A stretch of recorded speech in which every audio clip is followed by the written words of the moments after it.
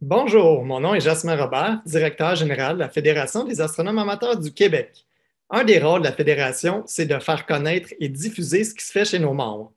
C'est donc avec plaisir qu'on vous partage les mini-expos astro présentés par les membres de la section jeunesse du club Vega de Cap-Rouge à Québec. C'est un événement qu'ils organisent depuis plusieurs années et cette année, il s'est tenu le 12 septembre dernier. Vous pouvez donc maintenant visionner et découvrir ces 8 jeunes qui ont présenté durant cette activité. Bon visionnement!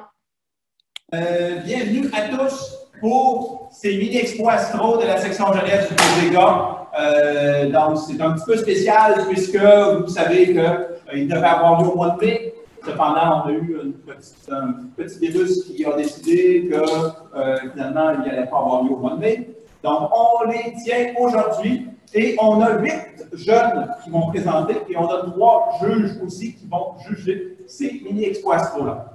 Donc, sans plus tarder, je vais nommer l'ordre des jeunes et je ne les ferai pas venir à l'avant parce que, évidemment, là, je veux le moins de circulation possible.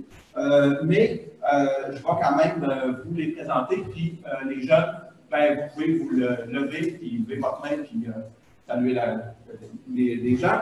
Donc, premièrement, on a un premier jeune qui est Milan Olivier Harper, qui est à sa 3e participation, qui a 5 ans, qui va nous parler de l'émergence de l'univers. Donc, Milan.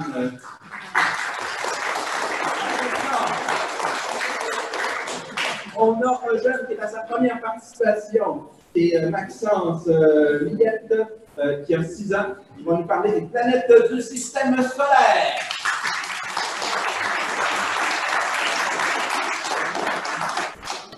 Après ça, on a un autre jeune qui a 6 ans, qui est à sa première participation, qui va nous parler des animaux dans l'espace, Victor Kioyette.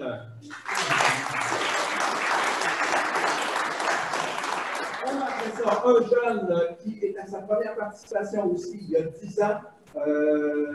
Il va nous parler des trous noirs et pour une petite démo, il va être avec son frère Jacob.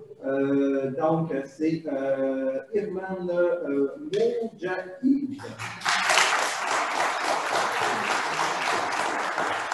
Les 3 jeunes, Maxence, Victor et Irman, luttent pour le trophée relève aussi. C'est un nouveau trophée qu'on a mis en œuvre pour les jeunes qui sont à leur première participation ou 2e participation, qui n'ont jamais terminé 1, 2 ou 3 avant, évidemment, de remporter le trophée, et aussi qui sont des jeunes en bas de 10 ans.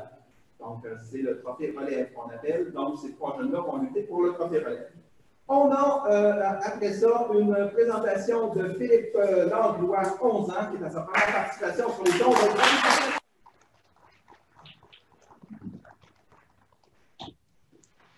Après ça, on a un jeune qui est à sa 5e participation, qui a 11 ans, qui a déjà remporté une coupe Pierre Bougan, qui est Nico Poulain.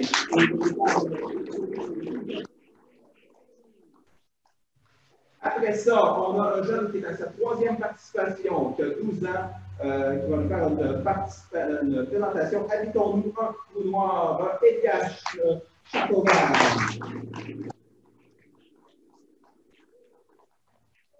Participation, elle a 14 ans, elle va nous faire une présentation sur les multivers, Agathe Capu-Paillard.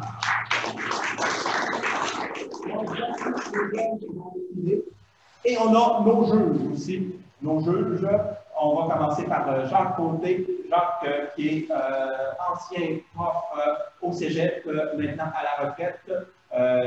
Donc, il va évidemment être juge pour nous aussi. Donc, Jacques, qui connaît quand même bien le domaine de l'astronomie et l'astrophysique. Donc, Jacques va être un de nos juges. On a Hugo Martel, qui est prof d'astrophysique à l'Université Laval. Donc,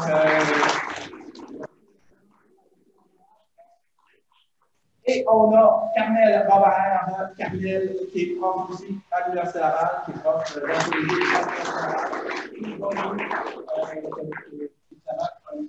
juge aussi. Donc, c'est notre trio de du jury qui va juger les présentations. Pour ce qui est de présentation qu'on va avoir. Donc, voilà, ça, c'est le jury et c'est nos jeunes qui vont participer. Donc, on va débuter maintenant avec le premier participant, qui est Dylan Olivier Harper, qui va nous parler de l'émergence de l'univers. Donc, Dylan, attends que... Les modèles cosmologiques, c'est quoi? Une description mathématique de tout ou une partie de l'histoire de l'univers.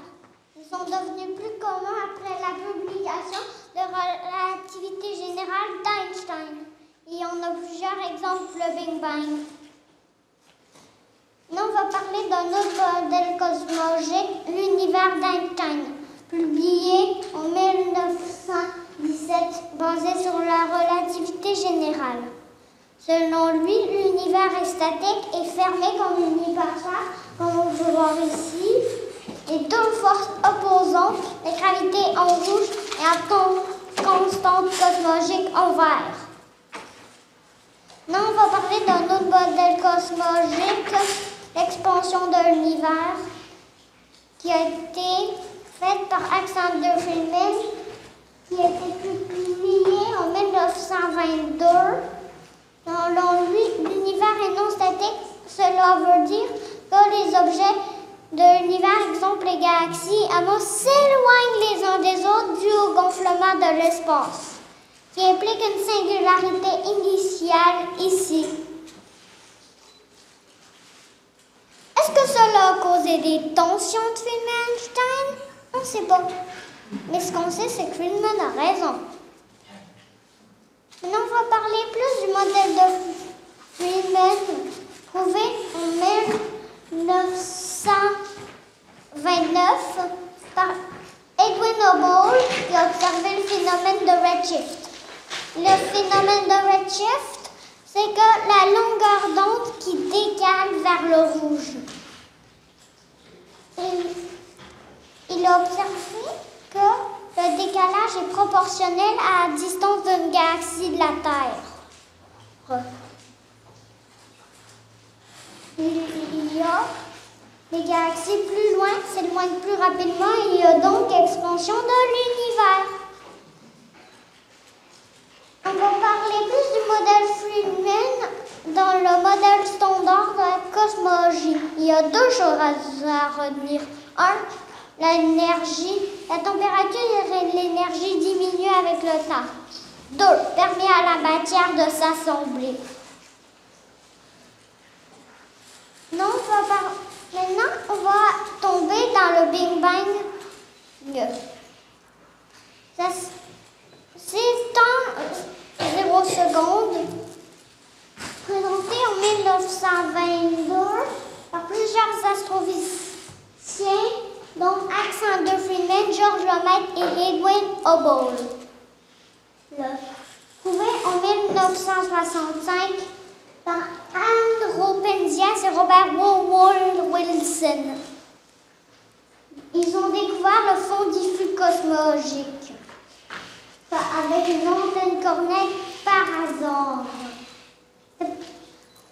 Maintenant, on peut savoir que le Big Bang s'est produit à 13,7 et 13,8 milliards d'années. Ce n'est pas une explosion, mais une singularité initiale infiniment petit et dense. C'était une période extrêmement chaude.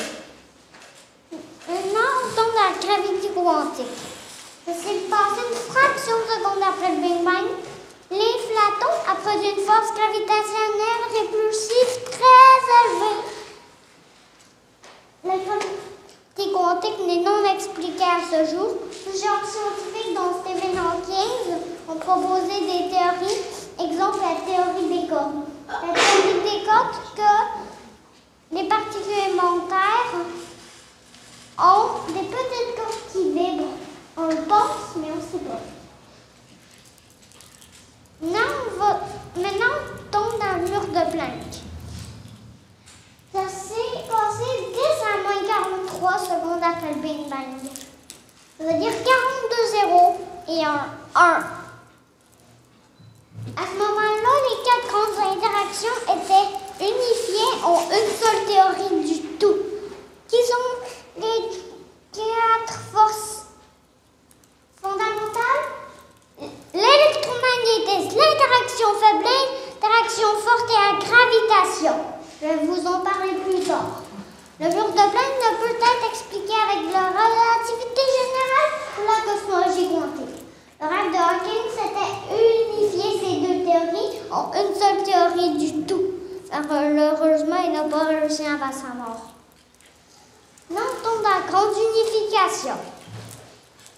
Ça s'est passé entre 10 à moins 43 et 10 à moins 36 secondes. Ça a été présenté en 1978, qui GUT, Grand Unification Theory, par John Ellis, Andrés Bourras, Marie Gaillard et Dimitri Nanopoulos. Ils ont découvert que la gravitation se sépare des 3 autres interactions qui demeurent unifiées. Maintenant, on va parler de la première force fondamentale, la gravitation.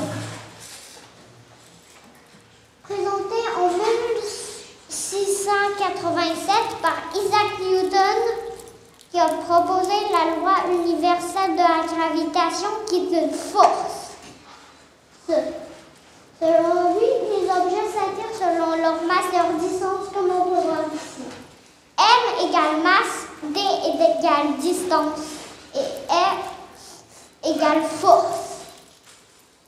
Mais en 1915, Albert Einstein qui a proposé la relativité générale. Mais bon, c'est une force, mais une propriété de l'espace-temps. Tous les objets ont une masse qui déforment l'espace-temps, comme on peut voir ici. Direction, distance et le temps sont perturbés. On tombe dans les quarks et autres particules inconnues apparaissent. Les particules élémentaires. Ça s'est passé entre 10 à moins 36 et 10 à moins 12 secondes. Ce sont les plus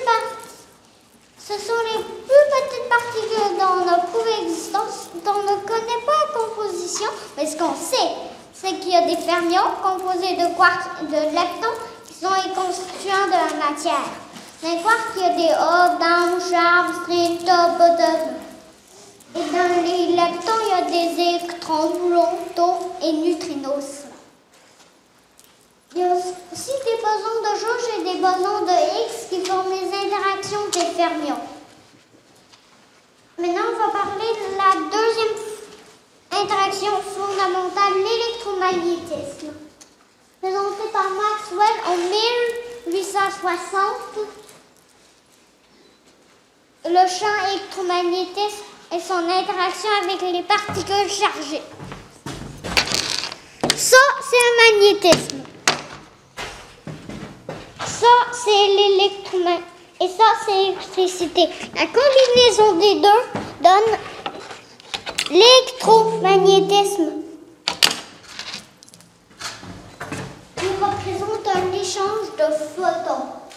Exemple, les ondes radio, les courants, les infrarouges, la lumière visible, les rayons X. On va parler de la troisième force fondamentale de l'univers, l'interaction faible, qui cause la désintégration de la plupart des particules. Il y a la capacité de changer la saveur des quarks. Un up peut devenir un down, un charme, un strange, puis un top, un bottom. Ça se fait par des particules vecteurs de bosons qui sont W plus W moins et Z0. Exemple, le carbone 14 qu'on date qui est naturel, qu'on prend pour dater de vieux fossiles. Non, donc dans les quarks, ça semble pour former des protons et neutrons. Ça s'est passé entre 10 à moins 12 et 1 seconde après le Big Bang. Les quarks, ça semble pour former des protons et neutrons. Un proton est composé de un quark-up et deux quark-down. Un neutron composé de un quark-down et deux quark-up, comme on voit sur mon chandail. Non? Ils sont en parquet de 3 pour être stables. Nous sommes la formation des premiers noyaux d'atomes d'hélium. Les noyaux d'atomes. Ça s'est passé entre 1 seconde et 380 000 ans après le Big Bang. Les protons sont positifs et les neutrons neutres. Les protons et les neutrons ceci pour former les noyaux d'atomes.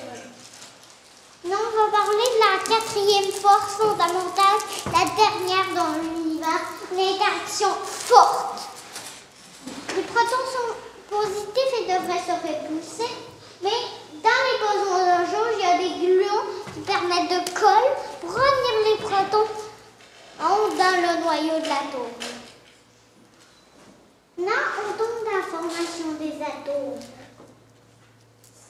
380 000 ans après le Big Bang, l'atome est composé d'un noyau auquel gravitent des électrons.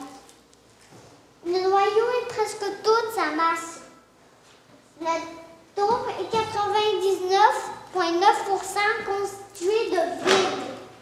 Il y a 5 usines d'atomes connus, exemple l'hydrogène, le lithium, l'hélium. Nous tombons dans la formation des étoiles, les galaxies et de la vie. On commence par la formation des molécules. 700 000 ans après le Big Bang. Les atomes ou plus se sont unis par des liens chimiques. Ils peuvent être très simples comme de l'eau, très complexes comme de la vitamine B12 qui est C63H88 SON14O14P. Les molécules peuvent être solides, liquides ou gazeuses selon l'arrangement ou la distance des molécules. Maintenant, on tombe dans la formation des astres, comme les planètes, les étoiles, les trous noirs, les galaxies. Ça se fait par l'agglomération de nuages de gaz, de poussière et ou de matière noire sous l'influence de la gravitation. Exemple, l'étoile Methuselah qui s'est formée 5 millions d'ans après le Big Bang. Et aussi la galaxie EGS ZS81 qui s'est formée 670 millions d'ans après le Big Bang.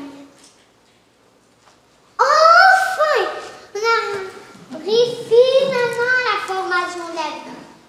10 millions d'ans après le Big Bang, la vie a enfin commencé. Ce qu'on sait, c'est que nous sommes composés de poussière d'étoiles. On est plus de 7 fois 10 à la 27 atomes. On est 99% composé de hydrogène, oxygène et carbone et environ 60% d'eau. Je voudrais dire merci au livre de Stephen Hawking, The Brève Histoire du temps, qui m'a appris l'émergence de l'univers. Merci.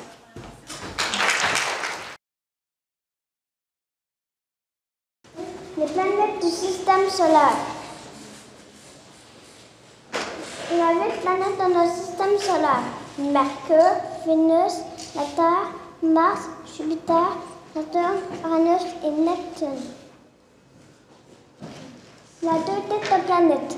Les planètes théoriques ou les planètes rocheuses. Mercure, Vénus, la Terre, Mars sont des planètes qui sont composées de roches et de métal. Les planètes gazeuses, Jupiter, Saturne, Uranus et Neptune, sont composées de gaz. Vas-y, Mercure, la première planète rocheuse important du Soleil. Elle n'a pas de lune, elle n'a pas d'atmosphère. C'est la planète la plus petite de notre système solaire. C'est la plus proche de notre Soleil.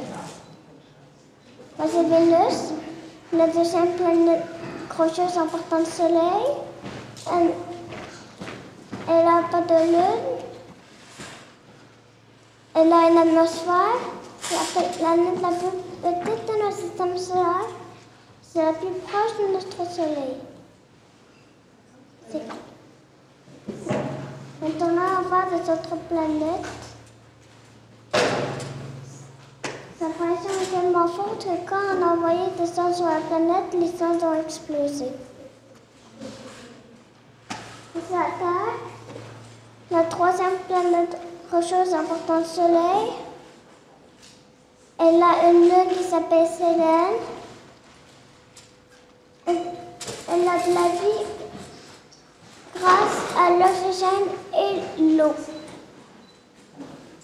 Sur Mars, la dernière planète rocheuse importante du Soleil.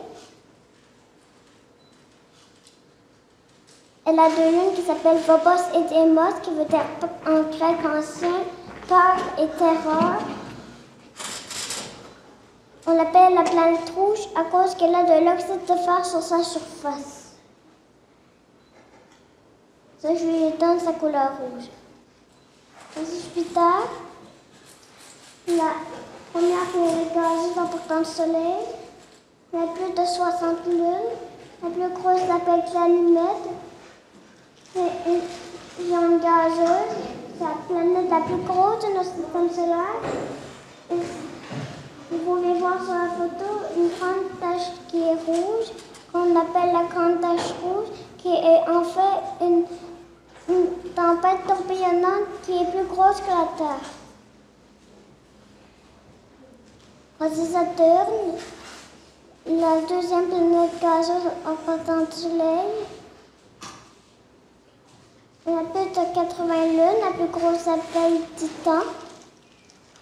C'est une géante gazeuse. Il y a plusieurs anneaux faits de morceaux de glace de différentes grandeurs. Les plus grands font 10 mètres. Voici Uranus, la troisième planète gazeuse importante du Soleil. Elle a 27 lunes. La plus grosse s'appelle Titania. Une géante de glace, on l'appelle comme cela à cause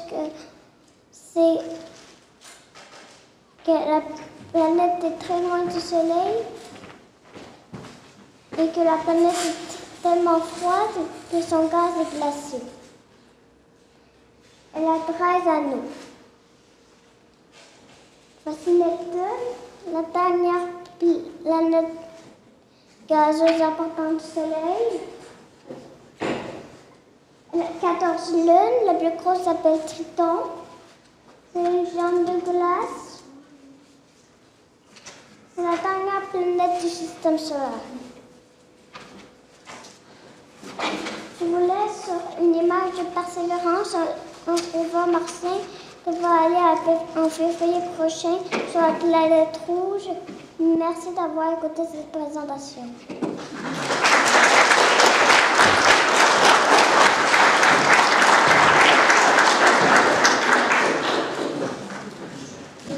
Est-ce qu'il y a des questions? Je me souviens plus, c'est laquelle des planètes qu'on appelle la planète rouge? C'est Mars. Mars. Puis, je n'ai pas compris pourquoi on l'appelle la planète rouge. Qu'elle a de l'oxyde de fer sur sa surface, ce qui lui donne sa couleur rouge. Est-ce que tu sais pourquoi Vénus tourne à l'envers après les autres planètes? Non. Donc, Maxence, tu peux aller choisir une photo parmi les photos qui sont... Allô, je m'appelle Victor. Je vais parler des animaux dans l'espace. Ils sont courageux pour participer à la course contre l'URSS et les États-Unis pour envoyer le premier jeune dans l'espace.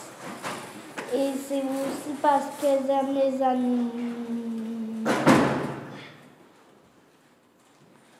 Les mousses à fouiller envoyées par les États-Unis en 1947 et sont sont revenues vivantes. Bravo les insectes. Albert Einstein, il est mort pendant le voyage envoyé en 1948 et c'est les États-Unis qui l'ont envoyé et il est mort pendant le voyage.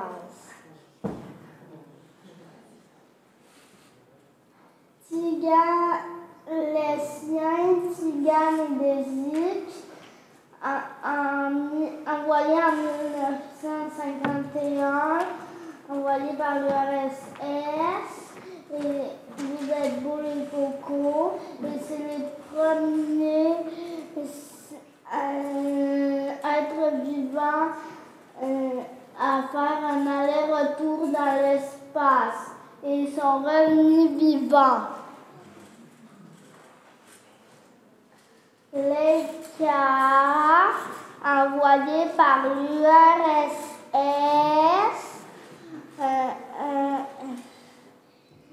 c'est une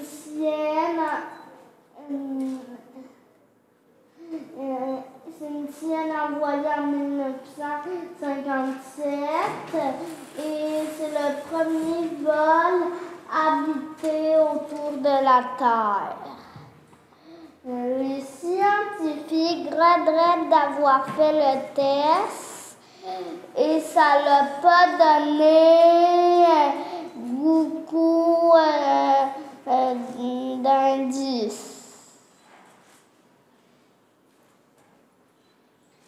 Miss Baker, un singe écureuil, et Abel, un macaque rhésus, envoyés par les États-Unis, et c'est les premiers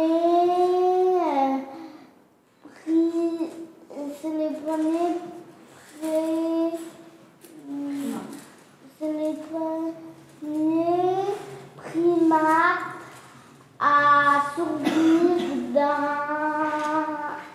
à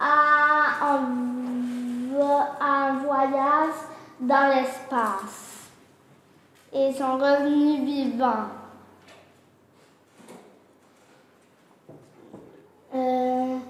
Premier vol en orbite, dont les passagers reviennent tous vivants. Et ils sont envoyés en 1960. Et il y a deux chiens, Belka et Strelka, un lapin, 42 souris, des mousses à fruits et des plantes.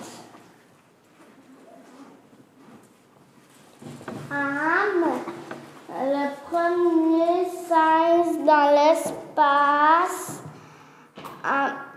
le premier mammifère dans l'espace a manœuvré un levier.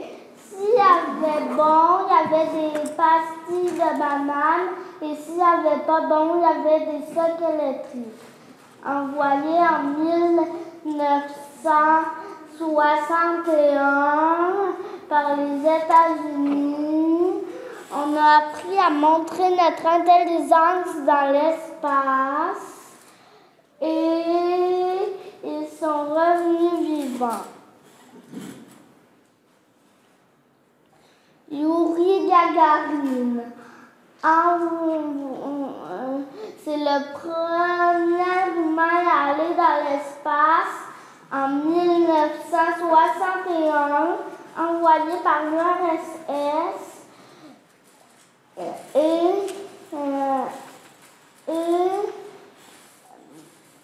le vol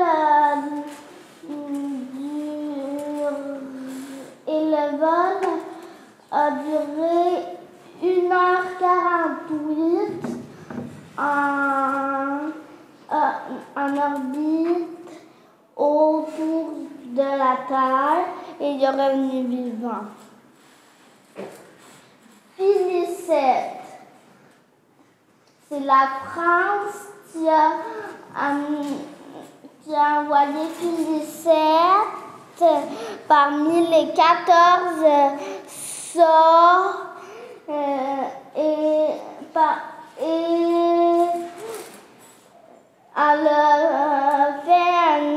elle a fait un entraînement et elle est revenue vivant.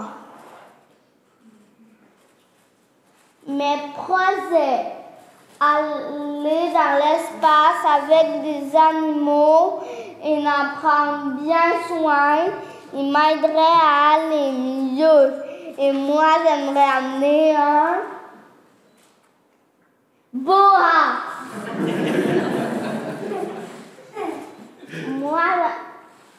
Moi, j'ai peur des boas, mais j'ai fou l'envie d'amener un boa et c'est dur à nourrir.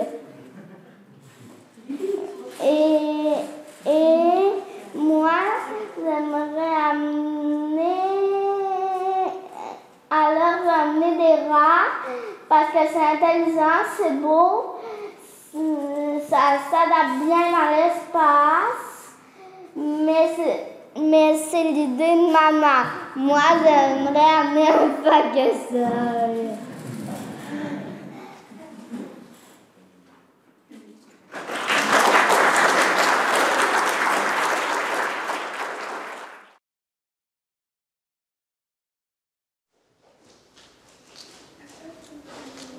Bonjour tout le monde. Aujourd'hui, je vais vous parler des trous noirs. Commençons sans tarder. Qu'est-ce qu'un trou noir? En astrophysique, un trou noir est un objet céleste si compact que l'intensité du champ gravitationnel empêche toute forme de matière et de rayonnement de s'en échapper. Ça, c'est l'explication de Wikipédia. Mais moi-même trou noir, je vais vous expliquer ça un petit peu plus cool. Vous vous demandez comment je suis née. Alors, c'est mon arrière-grand-maman qui était une étoile massive. Elle faisait de la boxe. Elle s'est tellement battue contre la gravité qu'elle a épuisé tout son stock d'hydrogène. Alors, elle a commencé à gonfler pour devenir une étoile super géante. Cette dernière a explosé en supernova. Toutes les débits, toutes les matières se sont condensées en un point petit et dense pour déformer l'espace-temps, pour donner naissance à moi, beau, magnifique trou noir. Je suis un sorcier. J'arrive à déformer l'espace-temps à l'aide de ma force gravitationnelle énorme. Qu'est-ce qui t'arrive si tu t'approches à côté de moi? Si quelqu'un ose s'approcher de moi, il va lui arriver quelque chose de sorcier. Ah, je sais, des spaghettis. Tout ce qui se rapproche à côté de moi, je le transforme en un bon plat de spaghettis. J'adore, c'est mon plat préféré. Le trou noir contient une limite appelée l'horizon des événements, un point de non-retour. Que si tu dépasses, tu ne peux plus aller à la maison. La force gravitationnelle est tellement forte que tu t'étires jusqu'à devenir de la poussière. Tu tombes dans la singularité centrale. Là où nos deux amis, loi de la physique et loi des mathématiques, ont une très drôle histoire à nous raconter. Bonjour, je suis loi des mathématiques. Et quand je rentre dans un trou noir, l'espace est tellement déformé et tellement dense que je ne m'applique plus. Idem pour mon ami, loi de la physique. Ça veut dire que si tu as oublié ta table de mathématiques, je te jure, dans un trou noir, ça va être le paradis pour toi. Est-ce qu'il existe des trous noirs dans notre galaxie? Oh que oui. Un des plus intéressants s'appelle Sagittarius A étoile, un trou noir supermassif situé au centre de notre galaxie. On peut dire qu'il existe en même temps qu'il n'existe pas. Pourquoi? Des astronomes étudient des étoiles qui orbitent autour de quelque chose d'invisible. Prenons l'exemple de l'étoile S2. En 2002, une équipe internationale a étudié cette étoile sur une période qui s'étend sur 10 ans et a obtenu la preuve que Sagittarius A étoile est un objet massif et compact. Ces observations sont compatibles avec l'hypothèse que Sagittarius A étoile est un trou noir. Donc, on ne peut pas voir un trou noir, mais on peut voir son impact sur les objets qui orbitent tout autour. Mais en fait, pourquoi les trous noirs sont noirs? Et pourquoi ils sont invisibles?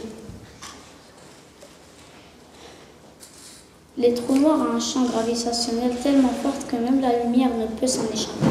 Alors comment voulez-vous me voir, car tout ce que vous voyez est de la réflexion de la lumière.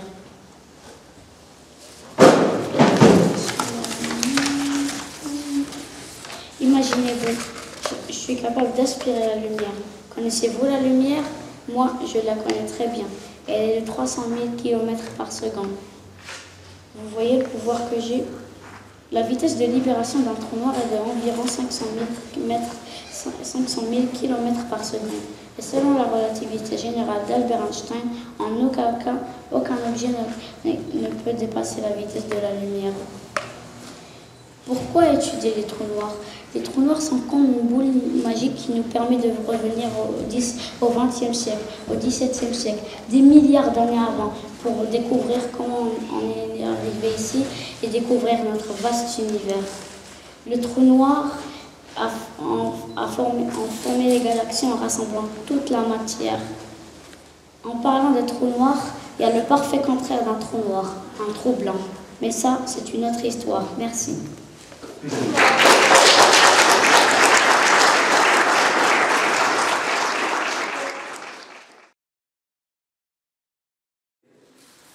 Bonjour, je m'appelle Philippe Langlois et j'ai 11 ans. J'ai décidé de faire une mini-expo astro car je suis un passionné d'astronomie et être inscrit au club Vegan me permet d'en apprendre beaucoup plus sur l'astronomie et l'astrophysique.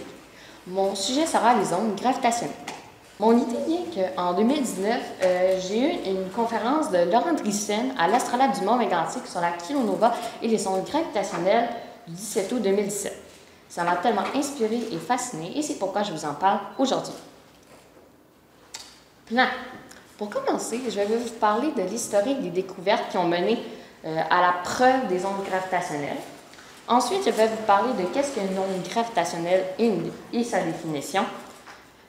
Après, je vais vous parler d'un interféromètre laser capable de détecter les ondes gravitationnelles, le LIGO. De plus, je vais vous présenter je vais parler des 12 événements qui sont recensés depuis 2015.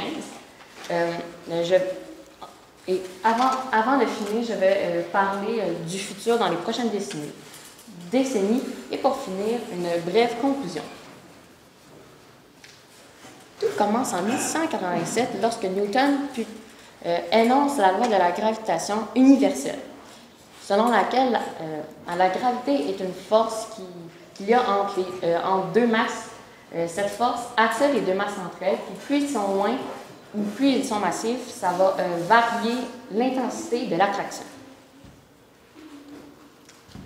Ensuite, en 1915, Einstein publie sa théorie de la relativité générale, selon laquelle la gravité est la déformation de l'espace-temps par une masse. C'est quoi une onde gravitationnelle? C'est que lorsque une masse bouge ou bouge sur l'espace-temps, ça va contracter et dilater l'espace-temps qui vont faire une onde. Cette onde, on appelle ça une onde gravitationnelle. Là, on a deux trous noirs qui sont en train de se fusionner jusqu'à la coalescence. En schéma, ça donne deux corps et ça fait une onde plutôt régulière. Mais là, on a la fusion, une onde différente des précédentes et ça va balayer et ça va voyager sur tout l'espace-temps pour se rendre jusqu'à nous. Lorsque ça se rend, ça va modifier la Terre, donc ça fait modifier la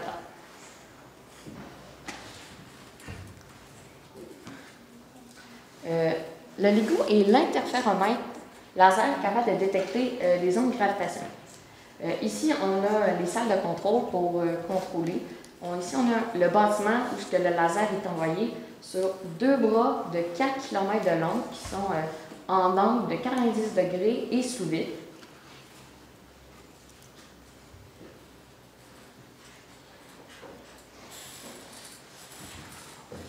Donc ici, on a un laser qui est envoyé jusqu'à un séparateur qui va le diviser en deux faisceaux. Au bout des 4 km, les bras de 4 km, se trouve un miroir qui va retourner au séparateur et faire ça plusieurs centaines de fois. Après, quand ça va finir, ça va se rendre jusqu'à un photodétecteur et qui aura une onde parfaite. Mais lorsque une onde gravitationnelle arrive à la Terre, ça modifie la distance des miroirs, donc ça modifie l'onde et c'est ainsi qu'on détecte une onde gravitationnelle.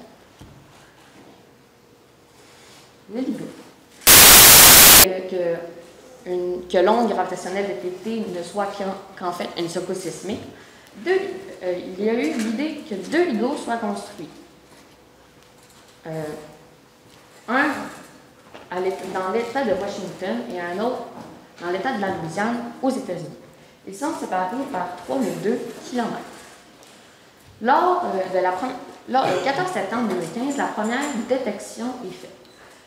Ils ont dit que le signal capté, si on les mettrait par-dessus, ça devrait se concorder parfaitement. Et ça s'en est fut ainsi. Voilà la première onde gravitationnelle détectée. Fondateurs. Les 2 fondateurs du LIGO sont Rivers et Kip Thorne, deux astronomes qui ont gagné le prix Nobel de physique en 2017. Événements. Les 2 premiers événements sont arrivés en 2015. Ils étaient dus à la collision de 2 trous noirs. Il y a eu 4 fois plus d'éléments en 2017, dont 7 fois coalescence de 2 trous noirs, mais pour la première fois et la seule fois jusqu'à aujourd'hui, une collision de 2 étoiles à neutrons qu'on appelle une kilonova. Et il y a eu 2 événements en 2019. Le premier, c'est une collision d'un trou noir et d'un objet inconnu. Et le dernier, détecté, confirmé tout récemment, et pour exactement le 2 septembre, était la coalescence de 2 trous noirs. JW 150914. Pour une petite parenthèse, quand un signal est confirmé, il commence toujours par JW, qui vient de l'anglais onde gravitationnelle, et les 6 chiffres représentent la date. JW 150914 s'est passé le 14 septembre 2015 et était dû à la coalescence de 2 trous noirs. La distance était estimée de 0,6 à 1,3 milliard d'années-lumière et le signal a duré 0,2 secondes. JW0817. Ça s'est passé le 17 août 2017 et c'était la coalescence de 2 étoiles à neutrons, qu'on appelle une kilonova. La distance est passée à 130 millions d'années-lumière et le signal a duré beaucoup plus longtemps, 100 secondes.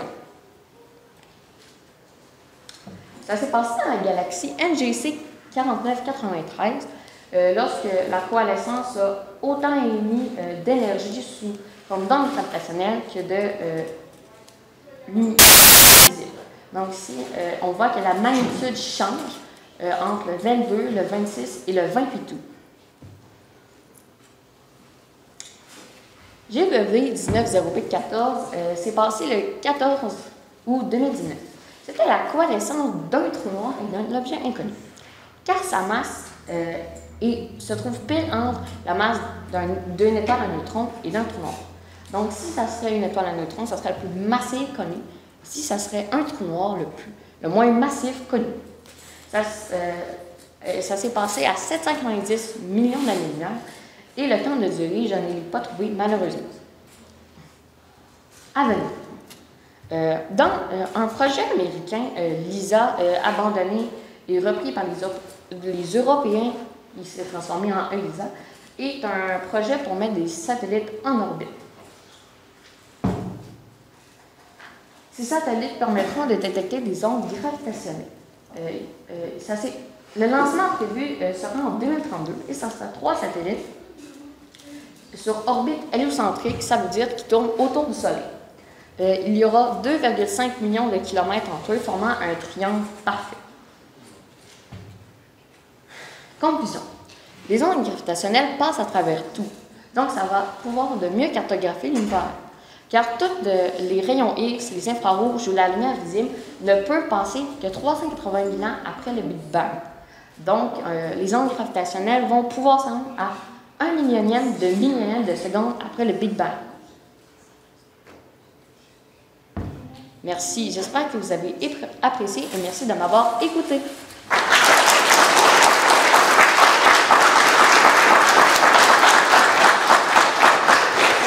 Alors, merci. Est-ce qu'il y a des questions pour Philippe? Oui. Vas-y. C'est à mon dos? Oui, vas-y, Charles. Je n'ai pas compris le lien avec ta dernière diapositive. Celle-là?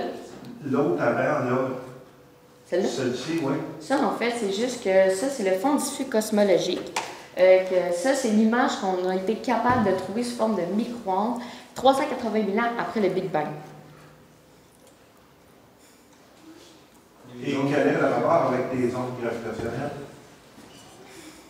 En fait, c'est juste que je voulais juste montrer c'était quoi, ce qu'on pouvait voir avec les autres types de lumière, mais qu'on pouvait voir beaucoup plus avant les ondes gravitationnelles. OK.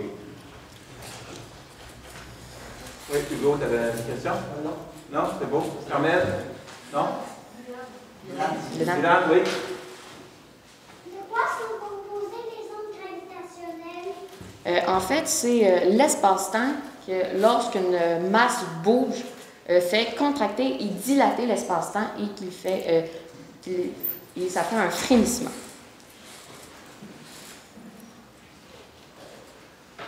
OK. Oui. Oui. Pourquoi les bras de détecteurs d'ondes gravitationnelles sont si gros? En fait, c'est juste qu'il faut... c'est qu'il faut comme une espèce de, pas un miroir, mais comme qu'il soit gros parce qu'il faut que ce soit une source très puissante et un détecteur très sensible pour découvrir une onde gravitationnelle. Bonjour, mon nom est Thalès Demillet. Aujourd'hui, je vais vous faire une présentation sur les civilisations anciennes ou de mon époque en astronomie. Commençons par ma propre civilisation, la civilisation grecque. Je vais vous parler de nos fabuleux objets astronomiques, de nos astronomes les plus célèbres et de notre mythologie stellaire.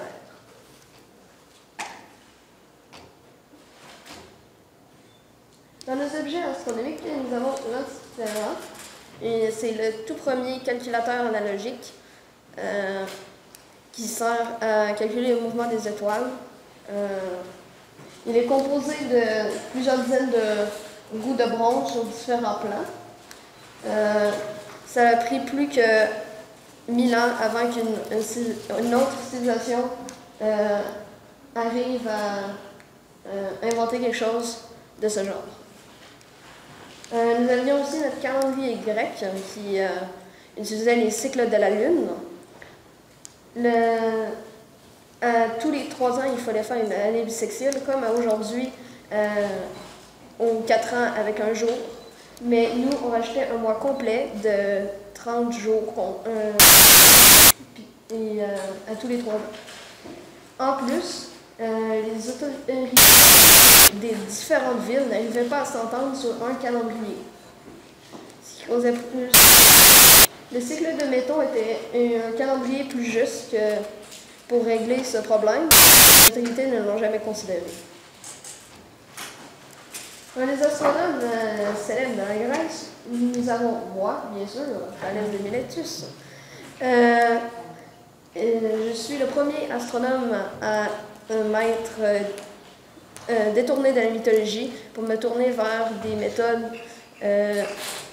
d'explication et de démonstration. C'est ainsi que j'ai été le premier à prédire les éclipses. Ensuite, mes collègues, Aristarchus, qui avait été le premier à placer le Soleil au centre pour faire le système héliocentrique ou le système solaire. Eratosthène, il a été le premier à mesurer la proximité de la Terre. Aristote qui a déterminé que la Terre était ronde et non plate ou carrée. Et finalement Hipparchus qui avait trouvé le changement d'axe dans les planètes.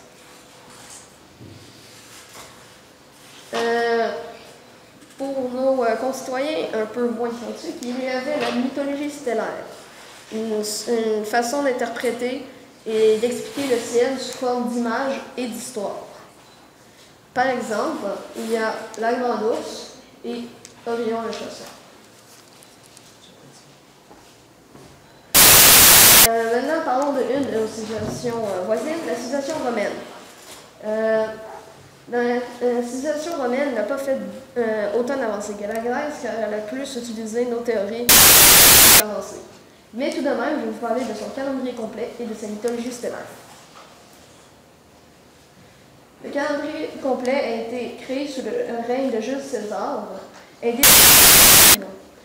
pour créer les calendriers qui sont en fait actuels, car ils ont créé les années bissextiles d'aujourd'hui. À tous les 4 ans, on rajoute un jour. Ensuite, Sasigène s'est concentré pour déterminer le lever héliaque des étoiles importantes et à la latitude de Rome. Plusieurs planètes doivent leur nom à la mythologie stellaire des Romains. Par exemple, Jupiter, le roi des dieux, Mercure, le dieu des voleurs et des voyageurs, Vénus, la déesse de l'amour, Mars, le dieu de la guerre, Saturne, le dieu du sang et de l'agriculture, Neptune, le dieu des mers et des tremblements de terre, et finalement Pluton, même si c'est considéré une planète, le dieu des morts. Ensuite, une autre de nos civilisations voisines, la civilisation égyptienne. Je vais vous parler de ses lieux les plus remarquables, de son calendrier unique, d'un de grands astronomes et de sa mythologie stellaire. Dans ses lieux les plus remarquables, vous pensez sûrement aux pyramides, mais plus précisément aux pyramides de Gizeh. C'était un exploit de temps, car les pyramides pointaient tous vers des points cardinaux différents. Ça aurait été réalisé avec l'ombre d'un jour d'équinoxe, à cause que le soleil il serait droit dans le ciel. Il y a aussi Nata Playa, c'est une sorte de cadran solaire pour mesurer les mouvements du soleil. Le calendrier unique des Égyptiens était basé sur les cycles de la Lune. Il était ce qui contrôlait la marée du Nil, ce qui aidait à prévoir les saisons et les événements. Il est composé de la saison de l'inondation, de la semaison et de la sécheresse. Il considérait aussi, il était les seuls à commencer la nouvelle journée au lever du soleil, parce que les Grecs et les Romains ont commencé tous au coucher du soleil. Donc, quand on se couchait, la journée n'était pas finie. C'était au lever du soleil que une nouvelle journée commençait. Un de ces grands astronomes était Claudius Ptolémée, l'inventeur du système ptolémique, qui avait considéré la Terre au centre, la Lune comme une planète, et on voit ici aussi toutes les planètes découvertes à cette époque. Le Soleil tournait aussi autour de la Terre, entre Vénus et Mars. Dans la mythologie stellaire, Ra, le dieu du Soleil, était dit de transporter le Soleil dans un chariot autour de la Terre, ce qui créerait les levées et les couchers de Soleil. On disait aussi que quand un pharaon meurt, son esprit devenait une étoile, ce qui expliquait ensuite le ciel étoilé. Une civilisation un petit peu plus éloignée que nous maintenant, la civilisation des Mayas. Je vais vous parler d'un de ces lieux les plus étonnants et du premier bon calendrier. Son lieu étonnant était la cité de Tulum. La cité de Tulum prouvait que la différence entre le nord magnétique et le nord géographique, car il avait une tour pointant dans points cardinaux et une tour pointant au nord magnétique. Le premier bon calendrier. Le calendrier Maya se basait sur les mouvements des astres du système solaire pour les prédire pour des années à suivre. Par exemple, le calendrier Maya prédisait de moins 800 avant Jésus-Christ jusqu'à 2012. ce qui fait crure à certaines personnes à 7 ans qu'il y aurait un événement catastrophique qui allait faire la fin du monde. En conclusion, les civilisations anciennes en astronomie ont beaucoup contribué à l'astronomie d'aujourd'hui malgré des outils rudimentaires et des méthodes scientifiques anciennes. Merci. Ou comme si on dit par chez moi, Efaisto. Toi en premier. Est-ce que tu as trouvé ça dans un livre ou si tu es allé je suis allé chercher ça un petit peu partout. Et est-ce que tu as fait ça seul ou tu as eu beaucoup d'aide? J'ai eu un peu d'aide. Comment? J'ai eu un peu d'aide de papa. Oui, dans le PowerPoint. Dans le PowerPoint plus. Le reste, c'est pas vraiment. Au niveau de la recherche. Non, au niveau de la recherche, je ne peux pas qu'il y ait de l'information, mais il faut passer le PowerPoint. OK, c'est bon. C'est ça que Jacques voulait savoir. On a vu aussi ça au fil du temps. Toi aussi, j'imagine, tu l'as réalisé que les gens essayaient toujours de faire un bon calendrier et tout. Ouais. Mais c'est quoi le problème? Pourquoi ils se sont contentés du premier modèle? Dans quelle situation? Ben, je veux savoir un petit peu pourquoi les gens essayaient toujours de refaire le calendrier. Dans la Grèce, c'est à cause que, en fait, je ne sais pas vraiment pourquoi ils changeaient tout le temps le calendrier. Mais ce qu'on dit, c'est que ça a changé tout le temps, puis c'était jamais un bon calendrier. Jusqu'à l'époque de la Rome. Pourquoi il n'était jamais bon? Est-ce que... Je ne sais pas vraiment, honnêtement. Tout le temps décalage, je veux dire. Oui, pourquoi il faut toujours le réajuster? Pourquoi le calendrier ne marchait pas? Parce qu'il n'était pas très précis. Le calendrier des Grecs, par exemple, il était juste de 360 jours et non 365. Ce qui ne faisait pas exactement une année complète. Donc là, ça a changé un petit peu le cours des saisons, puis là, ça mélangeait tout le monde. Puis les calendriers changeaient en cité, puis là, ça faisait juste...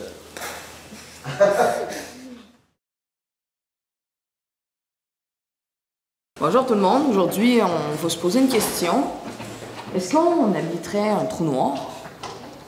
C'est par là que je... Aujourd'hui, avec la physique moderne, il y a deux mystères qu'on n'arrive pas à résoudre. Celui de l'énergie noire et de la matière noire. En calculant la vitesse de rotation des étoiles autour des galaxies, les astrophysiciens ont remarqué que les étoiles tournaient beaucoup trop vite par rapport à la matière observable. Et certains expliquent cet excès de force gravitationnelle dans les galaxies par une matière indétectable, la matière noire. Ce serait elle qui formerait la majeure partie de la masse présente dans l'univers. De plus, l'univers se dilate à un rythme équivalent à celui du Big Bang. La force gravitationnelle devrait être pourtant suffisante pour au moins ralentir cette expansion. Une force mystérieuse, appelée énergie noire, contrebalancerait la gravité et serait à l'origine de l'accélération de l'expansion de l'univers. Je vais vous parler de quelqu'un qui est un physicien français, David Elbaz, qui est directeur de recherche au commissariat à l'énergie atomique, au CEA à Saclay. Il est spécialiste dans l'étude de la formation des galaxies, il est vulgarisateur et auteur, il était managing éditeur pour la revue scientifique Astronomie et Astrophysique. Et ses prix distinctifs sont le Chrétien Award, le prix Jaffé, et il est devenu membre de l'Académie européenne. Son hypothèse, c'est qu'un trou noir à l'échelle de l'univers pourrait être à l'origine de l'accélération de l'expansion de l'espace. Bon, dans mon exposé, on va dire un petit mot sur les trous noirs, on va parler de la densité de l'espace à différentes échelles, on va parler de la thermodynamique, l'échange d'énergie, on va aborder le concept d'horizon, et on va se poser une question, la gravité, c'est une force fondamentale ou une propriété émergente? C'est quoi une propriété émergente? Ça, on va le voir plus tard. Bon, d'abord, c'est quoi la définition classique d'un trou noir? C'est un objet, à la base, un objet suffisamment massif pour que sa vitesse de libération dépasse celle de la lumière. Et c'est quoi une vitesse de libération? C'est la vitesse à laquelle il faut aller pour quitter le champ gravitationnel d'un objet. Il y a quelques exemples. La Terre, c'est 11,2 km par seconde. La Lune, 2,4 km par seconde. Jupiter, c'est approximativement 60 km par seconde. Le Soleil, lui, c'est approximativement 600 km par seconde. Et le trou noir, lui, il faut dépasser la vitesse de la lumière pour quitter son champ gravitationnel, donc plus de 300 000 km par seconde. Contrairement à ce que certains gens pensent, un trou noir, ça aspire pas la matière. Exemple, si on remplaçait le Soleil par un trou noir de même masse, les planètes continueraient à tourner autour sans changer leur trajectoire. Un autre exemple, dans notre galaxie, les étoiles ne sont pas aspirées par le trou noir Sagittarius A, ils font juste orbiter autour de lui. C'est quoi l'horizon des événements? C'est la frontière à laquelle la lumière ne peut plus s'échapper d'un trou noir. Au-delà de cette limite, on ne peut plus observer ce qui se passe et tout ce qui peut se passer au-delà de ça, ça nous est inconnu. Il y a plusieurs familles aux trous noirs. Il y a les micro-trous noirs qui ont la masse d'1 gigatonne dans la taille d'un proton. Il y a les mini-trous noirs qui ont à peu près la masse de notre planète Terre dans un rayon de 1 cm. Les trous noirs stellaires qui ont la masse du Soleil dans à peu près 3 km. Et les trous noirs galactiques, eux, ils ont 1 milliard de fois la masse du Soleil dans la taille du système solaire. Exemple, si on remplissait complètement le système solaire d'air à la même température et la même densité que l'air qu'on respire en ce moment, eh bien, d'un point de vue classique, ce serait un trou noir. Parce que la vitesse de libération dépasserait celle de la lumière. Et sa masse serait équivalente à peu près 1 milliard de masses solaires. C'est bien ça. Et notez bien, hein, pour ceux qui ont peur, le système solaire n'est pas rempli d'air. Donc, on n'est pas dans un trou noir pour l'instant. La densité du milieu interstellaire, l'espace entre les étoiles, contient 1 atome par centimètre cube. Et si cette densité s'étalait sur 30 millions d'années-lumière, ça ferait un trou noir. Mais, heureusement, notre Voie lactée est à peu près 300 fois plus petite, à peu près 100 000 années-lumière. Il y a aussi la densité du milieu intergalactique. C'est beaucoup plus vide, c'est 1 quart d'atome par mètre cube.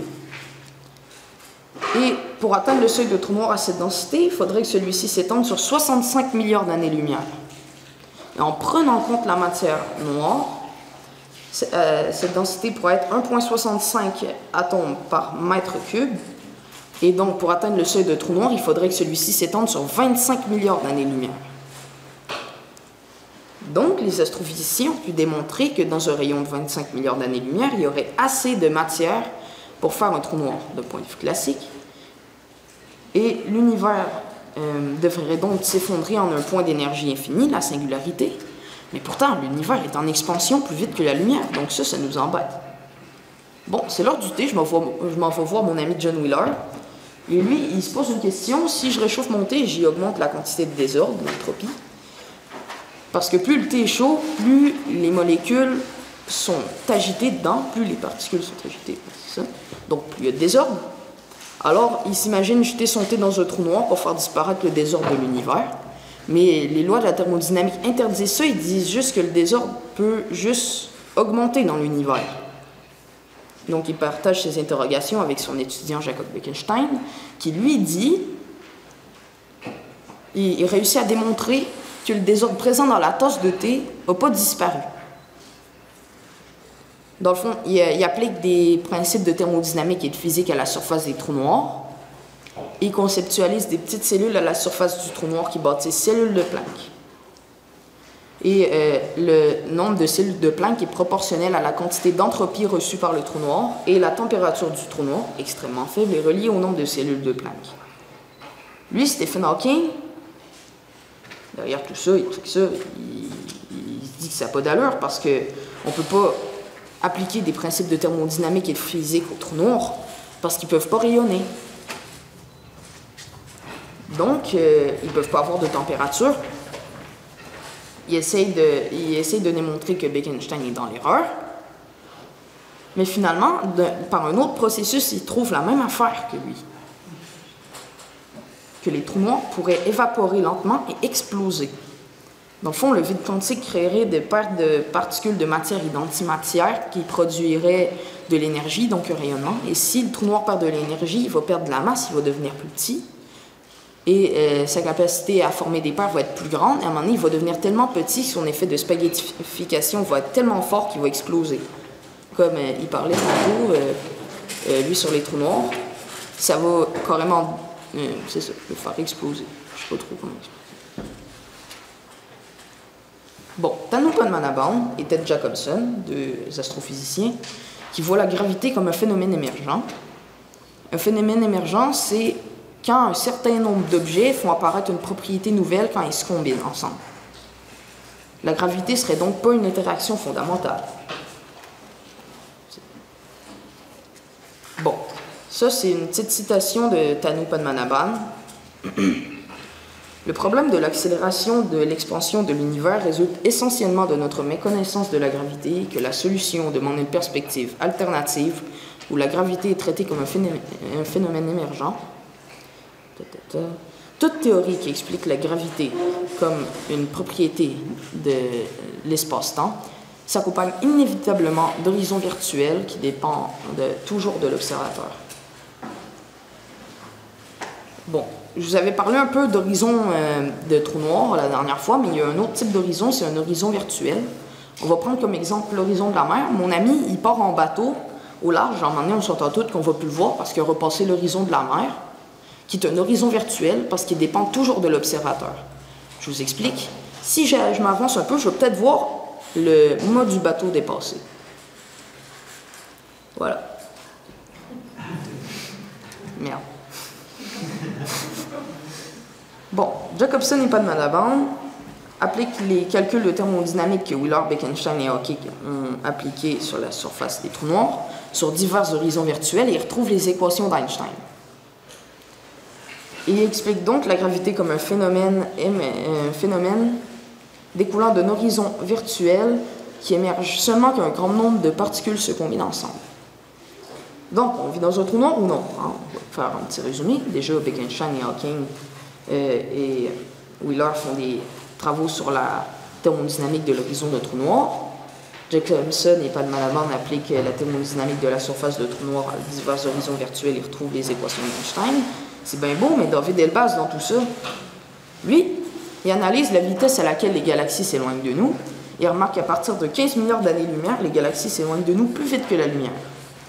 Un événement se déroulant au-delà de cette limite ne serait jamais perceptible, même en attendant un temps infini. C'est alors un horizon des événements comme celui d'un trou noir. Donc, David Elbaz applique la thermodynamique à l'horizon des événements situés à 15 milliards d'années de nous. Et il remarque que l'énergie créée est exactement la force nécessaire à expliquer l'accélération de l'expansion de l'univers sans courir à l'énergie noire. Right? Et par un effet qui provient de cet horizon à 15 milliards d'années-lumière de nous, la gravité est modifiée de façon à expliquer la rotation des étoiles autour des galaxies sans recourir à la matière noire. Donc il s'est débarrassé de ces deux mystères-là, les doigts dans le nez. C'est pas n'importe qui, hein? Donc, l'univers aurait une densité suffisante pour se qualifier selon la définition classique d'un trou noir. Et il existe un horizon des événements qui se trouve à 15 milliards d'années-lumière de nous. Et des calculs de thermodynamique appliqués à cet horizon permettraient d'expliquer les mystères de l'univers comme la matière noire et l'énergie noire. Finalement, plusieurs chercheurs tentent d'expliquer les mystérieux phénomènes que nous observons. Chaque théoricien amène leur morceau à ce casse-tête géant qui nous entoure. Que nous vivions dans un trou noir ou non, l'important c'est que l'humain repousse toujours plus loin l'horizon de sa connaissance. J'espère que les prochaines années d'observation seront fructueuses et amèneront plus de lumière sur les énigmes de l'univers. Merci à tous.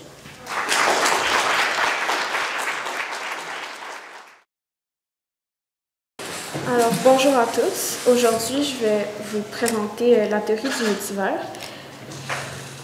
Donc, pour comprendre c'est quoi la théorie, je vais vous expliquer c'est quoi un multivers ou savoir donc un univers. Donc, Wikipédia va dire que c'est l'ensemble de tout ce qui existe régi par un certain nombre de lois. Le dictionnaire Larousse nous dit que c'est l'ensemble de tout ce qui existe, mais moi, je vais vous proposer une autre définition qui y ressemble un peu. c'est un espace en constante expansion et en mouvement aussi, dans lequel ils vont évoluer divers objets célestes qui sont régis par un certain nombre de lois physiques. Et donc, un multivers, qu'est-ce que c'est? C'est une sorte d'univers. C'est un peu comme univers. Alors, là, c'est le moment où il faut que vous utilisez votre imagination. Imaginez notre univers, mais à la place de toutes les planètes et de toutes les étoiles, on a des sortes de bulles où c'est un univers comme un autre dedans.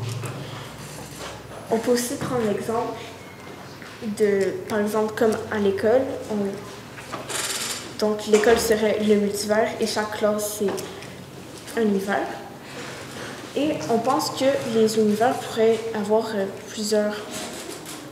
chaque univers, ça pourrait être des mondes parallèles. Donc, par exemple, dans un autre univers, il y aurait une Agathe comme moi, qui pense comme moi, qui agit comme moi, une Agathe presque comme moi, qui agit et pense presque comme moi. Et donc,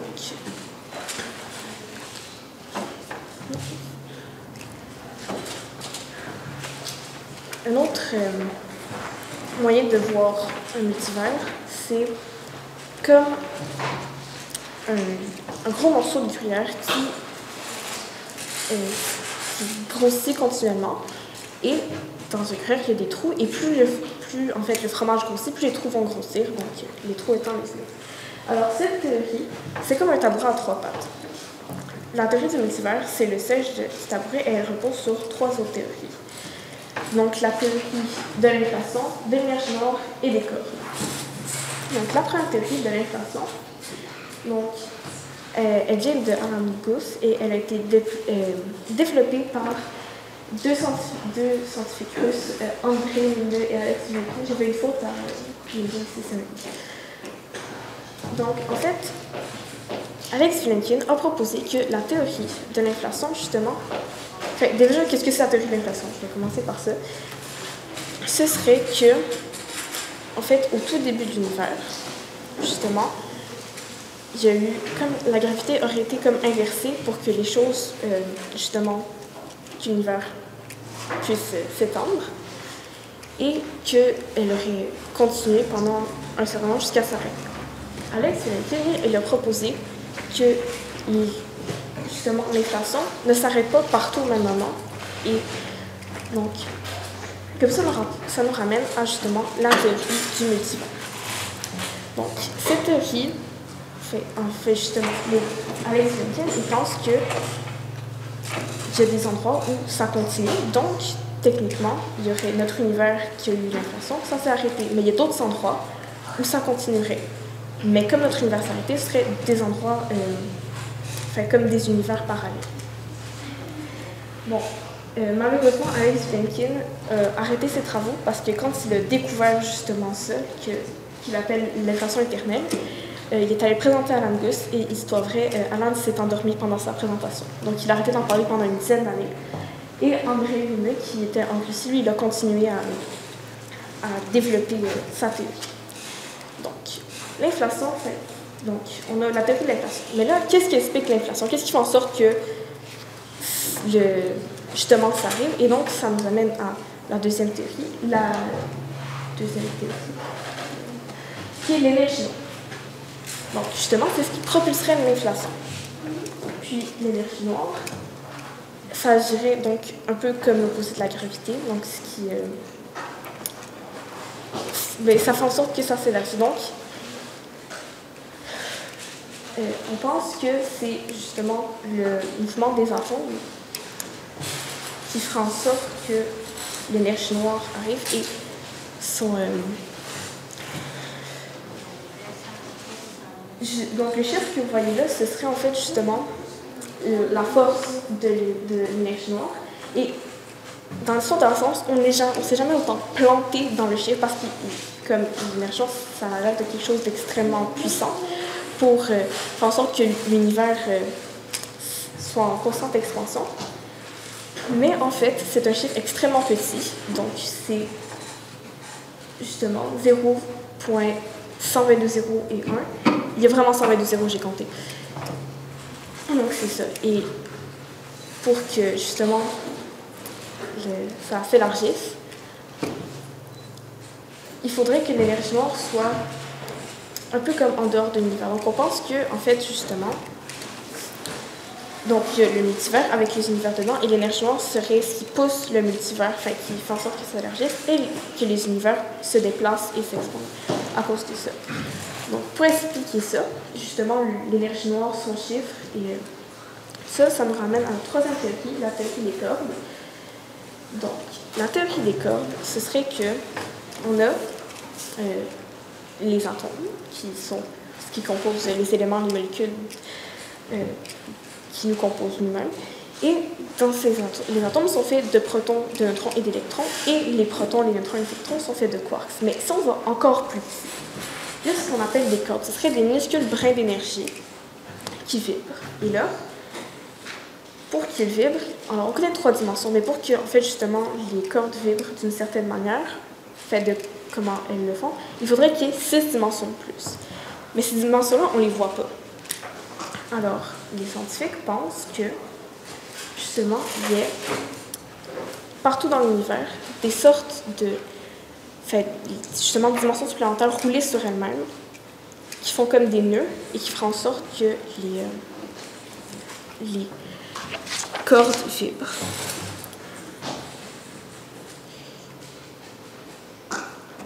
Et donc, justement, ces dimensions supplémentaires, c'est comme l'ADN, justement, de notre univers. Et ça fait en sorte qu'on sait que l'énergie noire a le chiffre très précis qu'on a. Et on pense que ce chiffre-là varie selon les univers. Parce que si, en fait, justement, on a compté, ils n'ont pas vraiment compté, mais ils ont fait une approximation de 10 puissance 500 types de dimensions supplémentaires. Okay.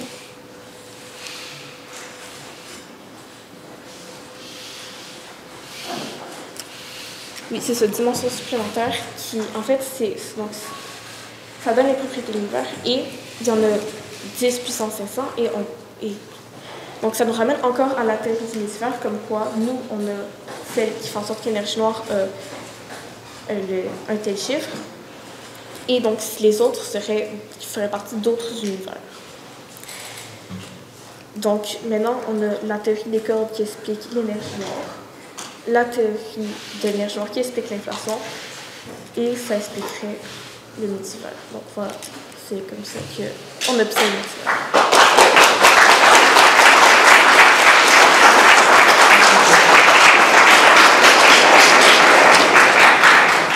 Y a-t-il des questions?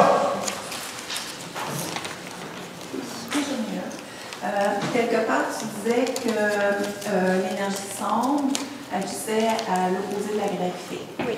Donc, je te pose une question. Si on enlève l'énergie sombre, tout ce qui cause l'énergie sombre dans l'univers, tout ça, puis qu'il y a juste la gravité, est-ce que ça veut dire que l'univers va s'écraser sur lui-même? Bien, comme on pense que l'énergie sombre fait en sorte que l'univers est en expansion, c'est sûr que si genre, ça pousse plus, probablement ça s'écroulerait sur lui-même.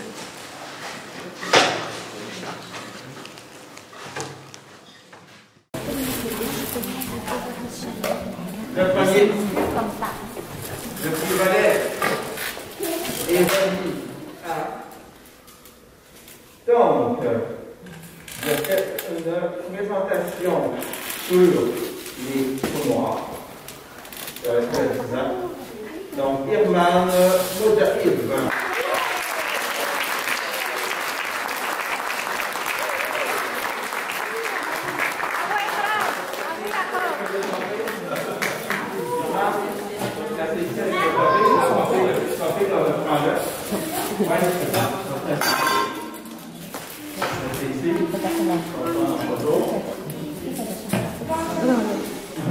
Oui, effectivement.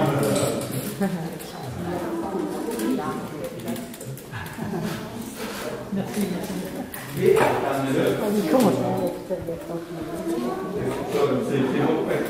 Irman peut aller d'accord et tu prends le cadeau qui est au bout là.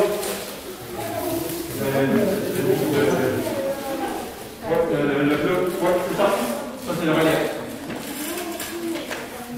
OK. Bravo!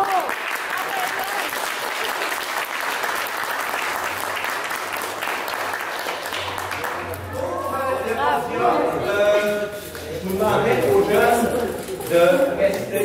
Je vais vous prendre en photo avec vos prix. Vous allez prendre votre prix, votre médaille. Puis évidemment, vous allez vous la mettre autour de vous. Et par après, je vais prendre une photo de la troisième place, je vais prendre une photo de la deuxième place et de la première place. Et après ça, je vais vous prendre les trois premières saisons avec le podium. OK? Fait que les trois gagnants, vous restez, vous restez en avant, mais évidemment, vous vous éloignez de l'endroit où voici la photo des gagnants. Donc, en troisième position, donc, il était à sa première participation pour les mini Expo. Il a fait une présentation sur les trous noirs. Donc, la troisième place va à Irman Mojaïd.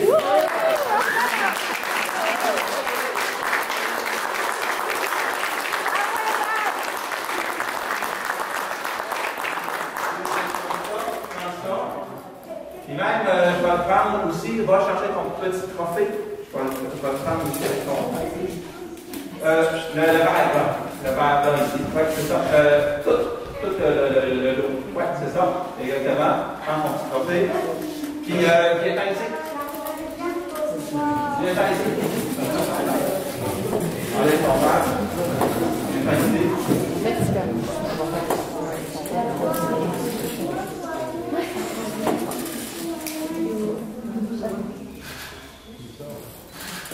OK, là, va porter le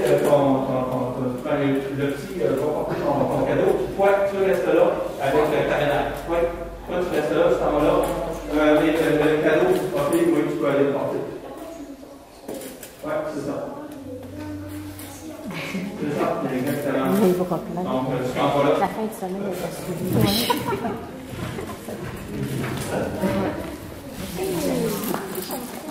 OK.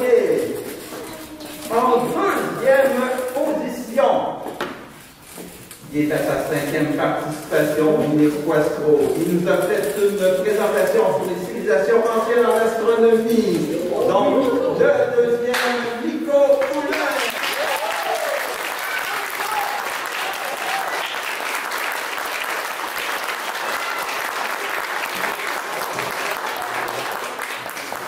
Le deuxième qui est là, le paquet qui est là.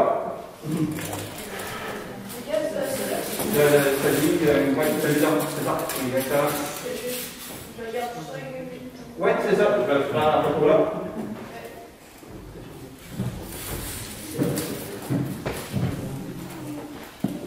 Après, là, il faut que je reprenne la médaille. OK. Là, ça va pas juste un coup. Avec juste un peu en bas. Juste un peu en bas parce que la place est loin. Juste un peu en bas. Les chiots, et bon, parfait. Oui, ça, tu peux aller porter ça, tu reviens là-bas.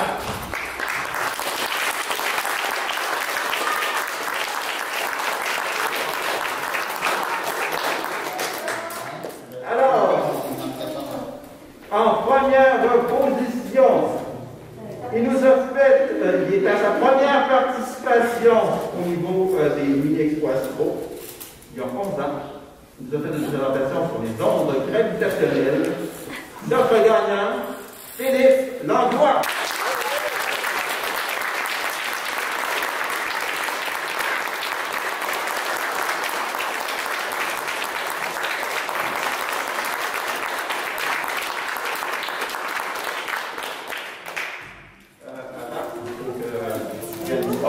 Et ça, parce que ça et ça, ça t'appartient maintenant.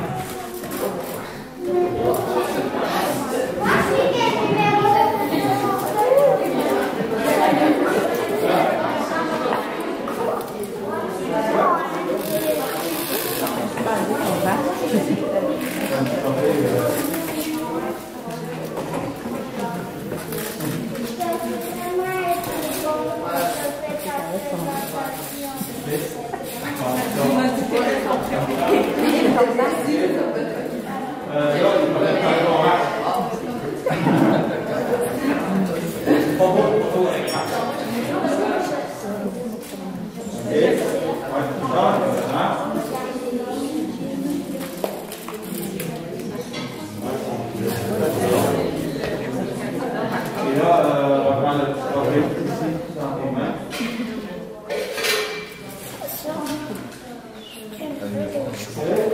Parfois, c'est devant le miroir.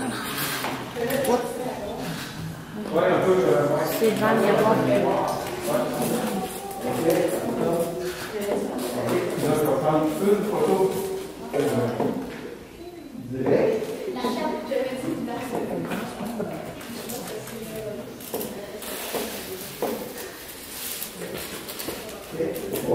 Puis là, ce que je vais faire, c'est que je vais prendre une photo des trois podiums. Ouais. Donc, or, argent et or, les trois. OK, comme ça, oui, c'est bien distancé. Rapproche-toi juste un peu. Ça?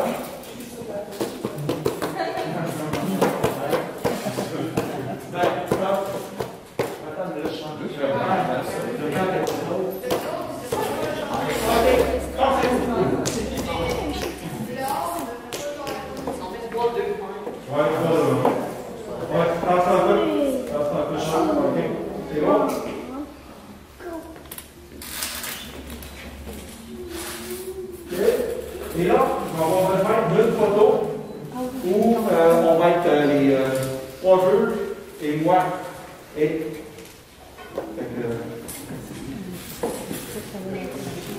le gagnant. Les deux.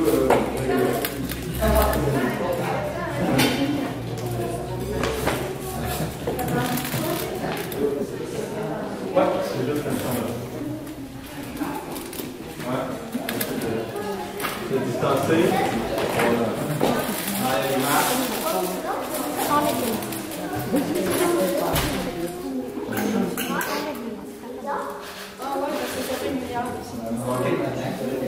Ouais, et une, juste moi avec le gagnant d'accord.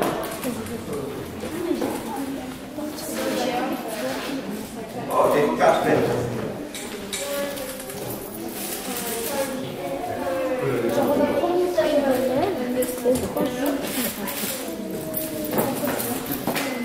Donc,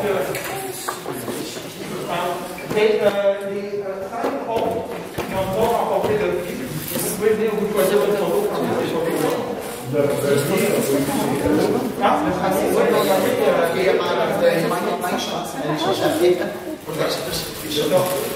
les canaux sont là. On relève. Et les autres, vous pouvez vous choisir une photo parmi toutes les photos qui sont là. Les femmes qui sont l'événement. Donc, j'espère que vous avez été heureux. J'espère que vous avez eu du fun. Ça a été vraiment belle.